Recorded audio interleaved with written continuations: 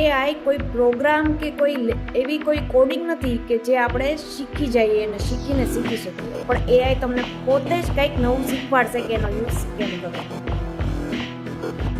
હવે જો કોઈ એક નાનું બાળક હોય તો એને આપણે એકવાર બતાવીએ કે જો આને શું કહેવાય, ડોગ કહેવાય અથવા ચકલી છે, કૂતરું છે, બરાબર.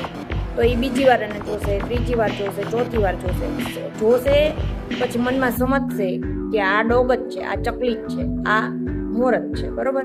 એવી રીતે એ પોતે જોઈ, શીખી, સમજી અને એને રિપીટ કરશે અને પછી એના મનમાં ક્લિયર થશે કે આ વસ્તુ એટલે આ જ છે.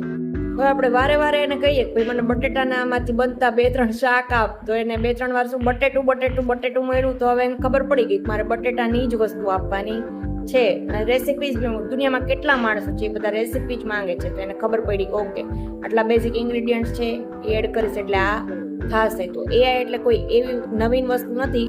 એન્ડ યસ, એ ઉમેરવું રહ્યું કે એઆઈને જનરેટ માણસે કર્યું છે, પણ માણસ એનો ટીચર નથી. એનો ટીચર હકીકતમાં માણસ દ્વારા અપાતો ડેટા છે, એ સમજવું જરૂરી છે.